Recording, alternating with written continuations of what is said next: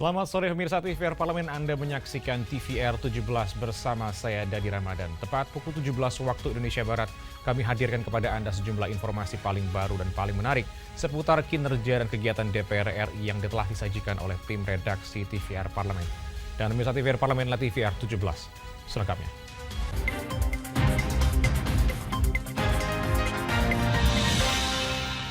Komisi 10 DPR RI menyetujui penambahan pagu anggaran Kementerian Pemuda dan Olahraga tahun 2025. Anggota Komisi 10 DPR RI mengatakan tambahan anggaran ini untuk membantu pengembangan atlet dan prestasi olahraga di tanah air. Komisi 10 DPR RI menyetujui penambahan pagu anggaran Kementerian Pemuda dan Olahraga tahun 2025 sebesar 500 miliar rupiah. Anggota Komisi 10 DPR RI Muhammad Kadafi mengatakan, tambahan anggaran ini untuk membantu pengembangan atlet dan prestasi olahraga tanah air. Muhammad Kadafi menambahkan, program pelatihan atlet muda merupakan bagian penting untuk menyambut bonus demografi di Indonesia, sehingga di masa mendatang akan lahir atlet profesional yang lebih baik. Selain itu, tambahan anggaran juga dapat mendukung pembangunan sarana dan prasarana olahraga yang terus mengikuti perkembangan zaman.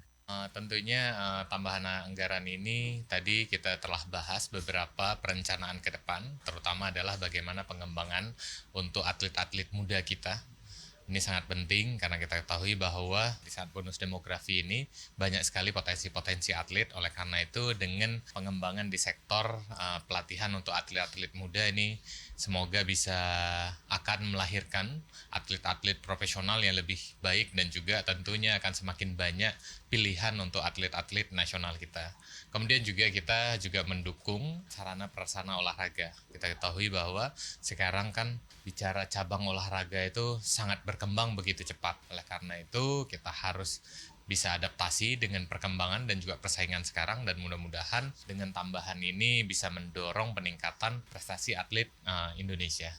Tambahan anggaran 500 miliar ini membuat pagu anggaran Kemenpora tahun 2025 menjadi 2,3 triliun rupiah. Dukungan anggaran diharapkan dapat mendorong pencapaian target dan prestasi Indonesia di bidang olahraga. Mario, TVR Parlemen, melaporkan. Selanjutnya, pemirsa Komisi 7 DPR RI menyetujui penyesuaian pagu anggaran Kementerian Energi dan Sumber Daya Mineral atau ESDM tahun 2025. Wakil Ketua Komisi 7 DPR RI menyoroti rendahnya anggaran yang dialokasikan oleh Kementerian ESDM. Komisi 7 DPR RI menyetujui penyesuaian pagu anggaran Kementerian Energi dan Sumber Daya Mineral atau ESDM tahun 2025 sebesar 3,91 triliun rupiah. Wakil Ketua Komisi 7 DPR RI Doni Mariadi menyoroti rendahnya anggaran yang dialokasikan kepada Kementerian ESDM. Menurutnya sebagai salah satu penyumbang pendapatan negara bukan pajak terbesar, sektor ESDM layak mendapatkan anggaran yang memadai. Mengingat Indonesia punya agenda untuk mengantisipasi krisis energi sekaligus mewujudkan kemandirian energi. Salah satunya melalui pembangunan pipa jalur Cirebon-Semarang atau CISEM dan jalur Dumai-Seimangke atau DUSEM. Oleh karena itu, Komisi 7 DPR RI akan memperjuangkan pengoptimalan jaringan gas melalui proyek pipa CISEM tahap 2 dan DUSEM. CISEM ini kan kita minta dari PNBP, juga mengambil anggaran dari situ. Karena ini untuk kebutuhan masyarakat, kita perlu dana ini. Karena kita lihat krisis energi terjadi saat ini dan pipa belum terkoneksi semua. Kalau pipa ini sudah terkoneksi, insya Allah ini bisa jalan. Jadi makanya kita perjuangkan dengan dana 4,28 triliun ini bisa berjalan, bisa termanfaatkan dan bisa dipergunakan untuk pipa CISEM dan DUSEM tadi. Saya pikir goals kita sama lah, supaya ini mendapatkan anggarannya untuk menjalankan pipa CISEM tadi. Proyek pipa jaringan gas merupakan bagian dari langkah pemerintah untuk membuat harga gas lebih terjangkau, serta untuk memenuhi kebutuhan gas industri, pembangkit listrik, komersil, dan rumah tangga. Program Jargas juga akan memangkas subsidi LPG 3 kg sampai 0,63 triliun rupiah per tahun. Andini dan Umam, TVR Parlemen, melaporkan. Ancaman perubahan iklim semakin serius, mulai dari kehutanan dan juga perikanan serta kelautan menjadi sektor yang paling terdampak. Komisi 4 DPR RI mendesak kementerian lembaga terkait untuk memprioritaskan mitigasi dan antisipasi dalam program kerjanya. Ancaman perubahan iklim semakin serius. Sektor pertanian, kehutanan, dan perikanan kelautan menjadi sektor yang paling terdampak. Berkaitan dengan itu, Komisi 4 DPR RI mendesak kementerian lembaga terkait untuk memprioritaskan mitigasi dan antisipasi dalam program kerjanya. Anggota Komisi 4 DPR RI Daniel Johan mengatakan, Kementerian Pertanian, Kementerian Kehutanan, dan Kementerian Kelautan Perikanan punya peran vital dalam mencukupi stok pangan di Indonesia. Maka dari itu, ketiga kementerian ini perlu memiliki program mitigasi yang komprehensif untuk meminimalisir dampak banjir dan kekeringan ekstrim, sehingga produktivitas pertanian dan hasil ikan tetap terjaga di berbagai kondisi cuaca. Dari konteks Komisi 4 adalah penguatan mitigasi ya di bidang pertanian, di bidang kelautan, dan di bidang kehutanan. Yang kedua tentu kita mendorong adanya program antisipasi. Misalkan kalau kekeringan program apa yang terobosan yang bisa dilakukan ya. Kalau misalkan lagi musim sangat kering kebakaran, sehingga program untuk mengantisipasi menghadapi kebakaran lahan dan hutan itu menjadi sangat penting ya. Jangan sampai bisnis as usual aja ya. Jadi begitu ada kejadian semua kelabakan ya. Termasuk memastikan kalau musim kemarau petani tidak kekeringan, musim hujan juga tidak kebanjiran ya. Sehingga irigasi jalur-jalur tersier itu harus berjalan dengan baik ya. Lebih lanjut, Daniel juga mendorong koordinasi antara tiga kementerian dengan Kementerian Keuangan dan Bappenas. Tujuannya agar alokasi anggaran untuk program mitigasi dapat diperbanyak. Ken dan Ridwan, TVR Parlemen, melaporkan. Deflasi yang terjadi di Indonesia pada periode Mei hingga Agustus 2024 menyentuh angka 0,03%. Hal ini mengindikasikan turunnya daya beli dari kelompok menengah selama beberapa bulan terakhir. Tren penurunan daya beli masyarakat ini dikhawatirkan dipengaruhi oleh maraknya pemutusan hubungan kerja di Indonesia. Kami akan menghadirkan informasi selengkapnya sesaat lagi. Untuk itu jangan kemana-mana. Tetaplah bersama kami di TVR 17.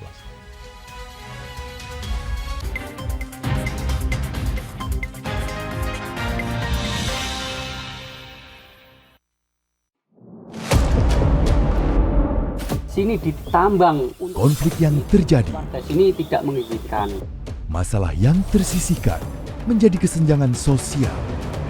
Ya namanya rakyat kecil gak bisa apa-apa, mau komplain juga gak didengar. Sebab apa? Itu menyangkut isi perut kami semua.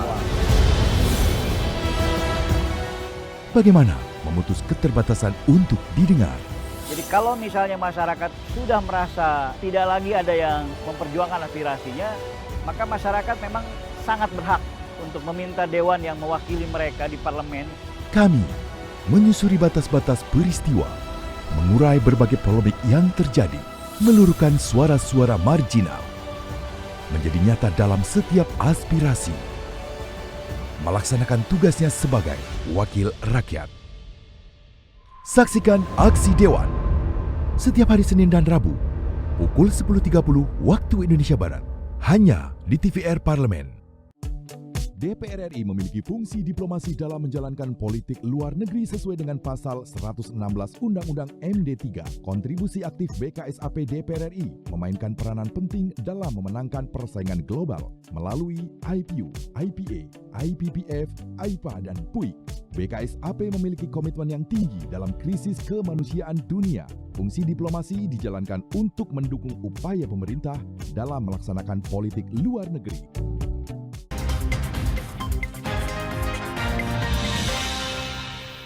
Anda kembali menyaksikan TVR 17. Pemirsa, pertumbuhan ekonomi nasional ditopang oleh konsumsi rumah tangga. Komisi 11 DPR RI minta pemerintah untuk siapkan mitigasi risiko guna antisipasi dampak deflasi di masyarakat. Dan salah satunya dapat dilakukan dengan mempermudah masyarakat dalam mendapatkan fasilitas pembiayaan dengan bunga yang lebih kompetitif, serta memberikan ruang finansial bagi kelas menengah. Berikut kita simak informasi mendalam yang telah dirangkum dalam segmen editorial Parlemen. Berikut ini.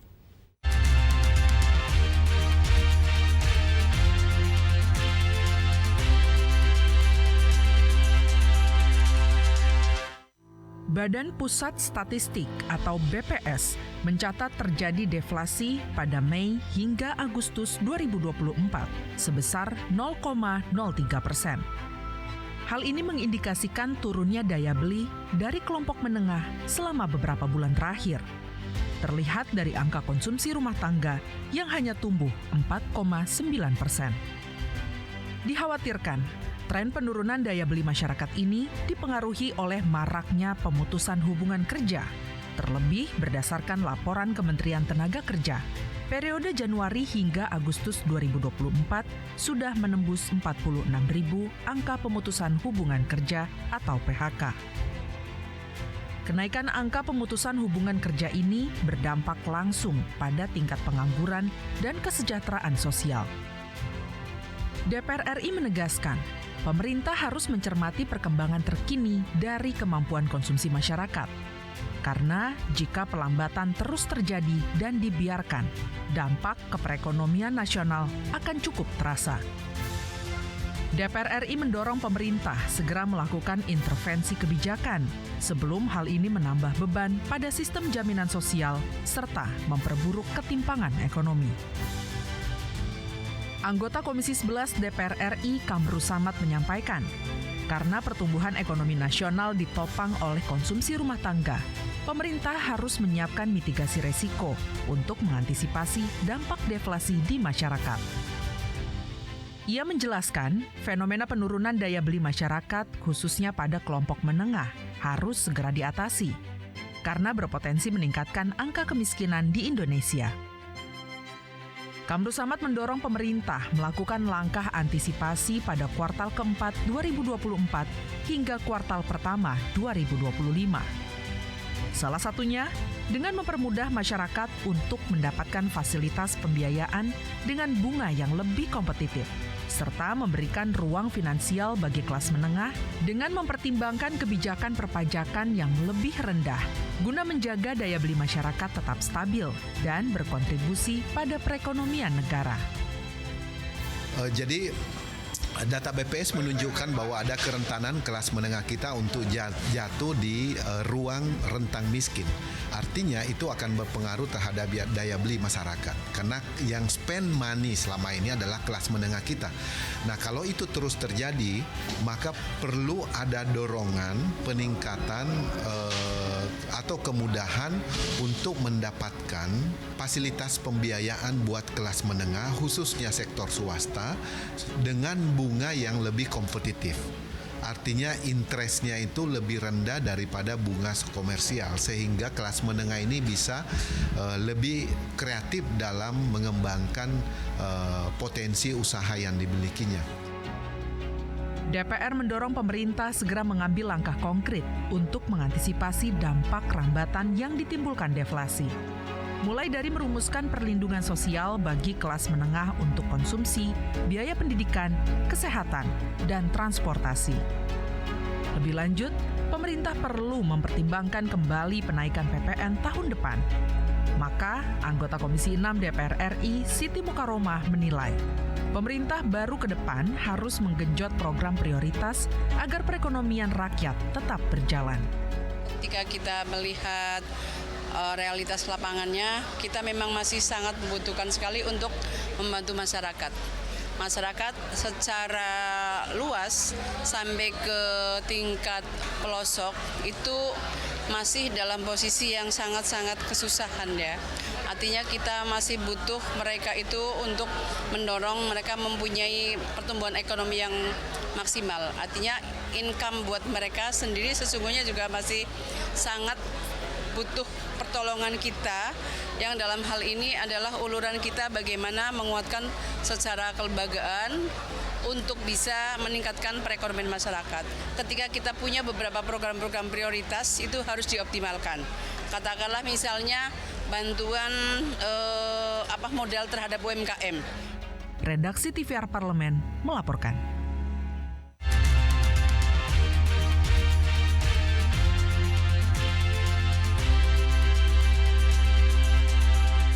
Pemirsa, di tahun 2024 ini pemerintah menambah kuota impor beras sebanyak 1,6 juta ton dari tahun sebelumnya yang hanya 2 juta ton beras. Sehingga total beras luar yang didatangkan di tahun ini menyentuh 3,6 juta ton yang diimpor secara bertahap. Informasi lengkapnya akan kami hadirkan saat lagi, untuk itu jangan kemana-mana. Tetaplah bersama kami di TVR 17.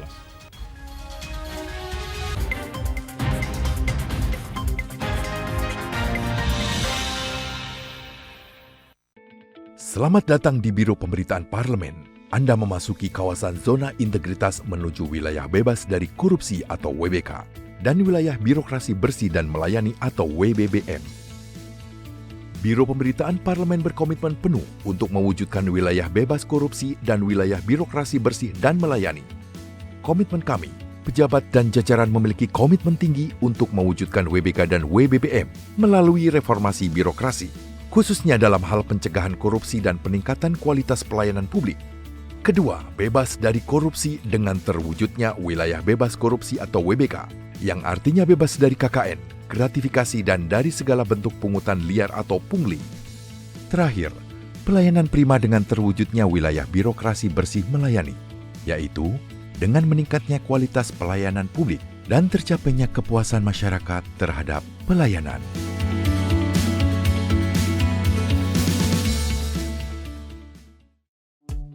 DPR RI memiliki fungsi diplomasi dalam menjalankan politik luar negeri sesuai dengan pasal 116 Undang-Undang MD3. Kontribusi aktif BKSAP DPR RI memainkan peranan penting dalam memenangkan persaingan global melalui IPU, IPA, IPPF, IPA, dan PUIK. BKSAP memiliki komitmen yang tinggi dalam krisis kemanusiaan dunia. Fungsi diplomasi dijalankan untuk mendukung upaya pemerintah dalam melaksanakan politik luar negeri.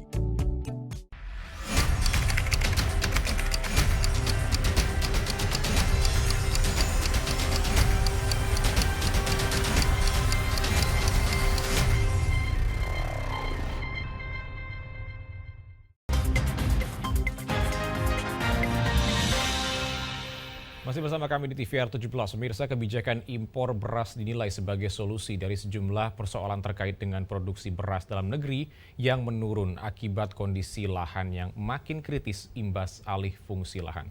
Selain itu, turunnya kesuburan lahan dan juga belum maksimalnya pemanfaatan teknologi menjadi faktor yang menyebabkan turunnya produksi beras dalam negeri. Untuk selengkapnya berikut laporan dari rekan kami Hendra Sunandar dari Senayan, Jakarta. Baik pemirsa TVR Parlemen dimanapun Anda berada, seperti diketahui bahwa pemerintah itu berencana menaikkan jumlah kuota impor beras di tahun 2024 ini. Adapun kenaikannya itu berkisar dari sebelumnya 2 juta ton impor beras di tahun 2023 menjadi 3,6 juta ton di tahun ini. Nah, ini kemudian menjadi pertanyaan sebagian besar pihak terkait dengan seberapa kuat produksi beras dalam negeri kita sehingga kemudian ini menjadi langkah yang diambil pemerintah untuk mengantisipasi adanya kelangkaan beras. Nah, untuk berbicara soal itu saya sudah bersama dengan anggota Komisi 4 DPR RI yaitu Ibu Alien Mus dari fraksi Partai Golkar. Ibu, terima kasih atas waktunya, Ibu. Bu, terkait dengan rencana pemerintah ini, bagaimana Komisi 4 mengawalnya, Bu, dan bagaimana apakah betul ini selaras dengan apa yang dibutuhkan oleh Indonesia saat ini, terutama terkait dengan kuota beras kita? Pertama kita bicara dulu tentang hasil produksi kita yang diserap oleh Bulog. Ini kita udah di bulan September, kemarin laporan dari Bulog adalah yang diserap hampir 500.000 ton dari petani-petani ya yang ada di hampir seluruh Indonesia. Yang kan kita harus ketahui bahwa memang negara kita, bukan negara kita aja, kemarin kita menghadapi cuaca yang begitu panas ya, El Nino ya, yang menyebabkan bisa juga penurunan tingkat produksi. Ya, kita butuh 3 juta ton, 2 juta ton sebenarnya itu udah adalah langkah persiapan untuk bagaimana stok beras kita yang ada di Republik Indonesia atau stok pemerintah. Jadi menurut saya kalau memang untuk menstabilisasi harga yang ada di pasar itu kan memang butuh stok beras. Kalau memang hasil produksi kita tidak sampai dan tidak cukup, memang kita butuh impor. Mau nggak mau kita tetap butuh impor karena memang impor ini juga salah satunya juga kita membantu masyarakat. Terus juga salah satunya juga kita membantu stabilisasi harga yang ada di pasar. Kalau susah, beras itu bisa sampai harganya 20-30 ribu per kilogram. Nah, ini yang harus kita mempersiapkan. Setuju tidak setuju itu bukan hal yang harus dipertanyakan. Ada nggak kesediaan hasil produksi kita di Indonesia untuk mencukupi kebutuhan masyarakat yang ada di Republik ini? Baik Bu, ke depan terkait dengan produksi beras dalam negeri, mungkin dari Komisi 4 apa yang bisa diberikan support saran kepada Kementan supaya ke depan ini produksi lokal kita bisa memenuhi dengan kebutuhan? Tentunya kan setiap kali kita raker, petani itu kita turun di lapangan juga petani selalu meminta pupuk. Terus juga pupuk subsidi susah didapetin. Terus juga kalau seandainya kita mau cetak sawah baru, terus yang sudah eksis ini bagaimana? Kami Komisi 4 selalu mendukung apa langkah pemerintah untuk mempersiapkan atau meningkatkan hasil produksi beras di Indonesia. Tapi kita juga melihat bagaimana hilirisasinya gitu. Jangan sampai sudah cetak sawah baru, sudah berikan pupuk juga, walaupun itu sangat terbatas dan susah didapatin oleh petani, tapi produksinya tidak ada, hasil produksinya tidak mencukupi, misalkan seperti itu. Jadi kami Komisi 4 sangat mengharapkan, apalagi kita sudah mau masuk dalam pemerintah baru, presiden yang baru, semoga pemerintah yang ke depan ini bisa mencari solusi terbaik bagaimana untuk penekanan tingkat banyaknya import beras dari luar negeri. Ibu, terima kasih atas waktunya Ibu. Baik pemirsa, demikian wawancara kami dengan anggota Komisi 4 DPR RI Ibu Alin Mus, dan tadi disampaikan bahwa Komisi 4 sangat memberikan dukungan terhadap rencana impor beras sebagai upaya untuk menjaga stabilitas harga dan ketersediaan beras di pasaran. Selain itu juga Komisi 4 juga mendukung adanya pemerintah supaya lebih serius dalam memenuhi target produksi beras di dalam negeri. Baik pemirsa, demikian yang dapat kami laporkan, kembali ke studio. Selanjutnya pemirsa, apa saja yang menjadi sorotan di media online nasional pada hari ini? Selengkapnya usai jeda, tetaplah bersama kami di TVR 17. Sini ditambang. Konflik yang terjadi. Sini tidak mengizinkan. Masalah yang tersisihkan menjadi kesenjangan sosial. Ya namanya rakyat kecil gak bisa apa-apa, mau komplain juga gak didengar. Sebab apa? Itu menyangkut isi perut kami semua. Bagaimana memutus keterbatasan untuk didengar? Jadi kalau misalnya masyarakat sudah merasa tidak lagi ada yang memperjuangkan aspirasinya, maka masyarakat memang sangat berhak untuk meminta dewan yang mewakili mereka di parlemen. Kami menyusuri batas-batas peristiwa, mengurai berbagai polemik yang terjadi, meluruhkan suara-suara marginal, menjadi nyata dalam setiap aspirasi, melaksanakan tugasnya sebagai wakil rakyat. Saksikan Aksi Dewan setiap hari Senin dan Rabu, pukul 10.30 waktu Indonesia Barat, hanya di TVR Parlemen. Selamat datang di Biro Pemberitaan Parlemen. Anda memasuki kawasan zona integritas menuju wilayah bebas dari korupsi atau WBK dan wilayah birokrasi bersih dan melayani atau WBBM. Biro Pemberitaan Parlemen berkomitmen penuh untuk mewujudkan wilayah bebas korupsi dan wilayah birokrasi bersih dan melayani. Komitmen kami, pejabat dan jajaran memiliki komitmen tinggi untuk mewujudkan WBK dan WBBM melalui reformasi birokrasi, khususnya dalam hal pencegahan korupsi dan peningkatan kualitas pelayanan publik. Kedua, bebas dari korupsi dengan terwujudnya wilayah bebas korupsi atau WBK, yang artinya bebas dari KKN, gratifikasi dan dari segala bentuk pungutan liar atau pungli. Terakhir, pelayanan prima dengan terwujudnya wilayah birokrasi bersih melayani, yaitu dengan meningkatnya kualitas pelayanan publik dan tercapainya kepuasan masyarakat terhadap pelayanan.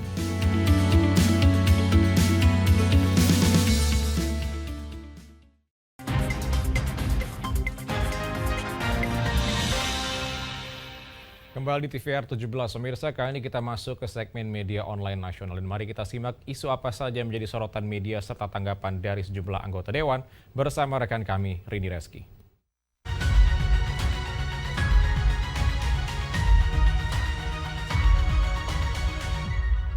Baik, terima kasih rekan Dadi dan pemirsa, selamat sore. Kita masuk ke berita pertama yang tentunya menjadi headline di media online pada hari ini, yaitu mengenai Komisi 2 yang menyoroti anggaran penyelenggara pemilu 2024 terdapat penggunaan pesawat jet pribadi. Kita lihat pemirsa di layar kaca. Dan di sini pada rapat dengar pendapat antara Komisi 2 DPR RI dengan Komisi Pemilihan Umum, Badan Pengawas Pemilu dan juga Badan Pembinaan Ideologi Pancasila, penggunaan anggaran pemilu menjadi sorotan berbagai pihak. Di sini Ketua Komisi 2 DPR RI pemirsa yaitu Ahmad Doli Kurnia sangat menyayangkan penggunaan anggaran pemilu yang diperjuangkan digunakan untuk rumah dinas, apartemen maupun penggunaan pesawat jet pribadi. Selain itu tentunya pemirsa KPU juga dipertanyakan terkait 2 pembuatan film untuk pemilu 2024, yakni Kejarlah Janji dan juga Tepatilah Janji. Dan di sini Komisi 2 DPR RI mempertanyakan terkait background film yang dibuat, outputnya dan juga target dari pembuatan film tersebut, dan yang menggunakan anggaran minimal 10 miliar. Baik pemirsa, tentunya berita selanjutnya yang juga menjadi headline di media online akan saya sampaikan yaitu mengenai rancangan undang-undang Dewan Pertimbangan Presiden lanjut dibawa ke rapat paripurna. Kita lihat kembali di layar kaca. Dan di sini dalam langkah penting yang menandai komitmen bersama antara legislatif dan juga eksekutif, Badan Legislasi DPR RI bersama pemerintah di sini menyepakati lanjutan pembahasan rancangan undang-undang tentang perubahan atas Undang-Undang Nomor 19 Tahun 2006 terkait Dewan Pertimbangan Presiden ke tahap pembicaraan tingkat 2 di rapat paripurna DPR RI. Dan pemirsa, tentunya kesepakatan ini diambil dalam rapat pleno yang digelar di Nusantara 1, Senayan pada Selasa 10 September 2024 kemarin. Yang dipimpin langsung oleh Ketua Balek DPR RI yaitu Wihadi Wiyanto. Dan pemirsa, sebelum keputusan ini diambil, tentunya rancangan Undang-Undang Watimpres telah melalui serangkaian pembahasan yang mendalam. Dimulai dari tim perumus hingga tim sinkronisasi. Dan proses ini tentunya memastikan bahwa setiap detail dalam rancangan undang-undang telah dibahas secara menyeluruh dan juga mendapatkan masukan dari berbagai pihak. Baik, itu tadi pemirsa headline di media online yang saya sampaikan pada hari ini terkait dengan Komisi 2 DPR RI yang menyoroti anggaran penyelenggara pemilu 2024, terdapat penggunaan pesawat jet pribadi serta rancangan undang-undang Dewan Pertimbangan Presiden lanjut dibawa ke rapat paripurna. Sekian dari saya Rina Reski, kembali ke rekan dari. Terima kasih, selamat sore, sampai jumpa.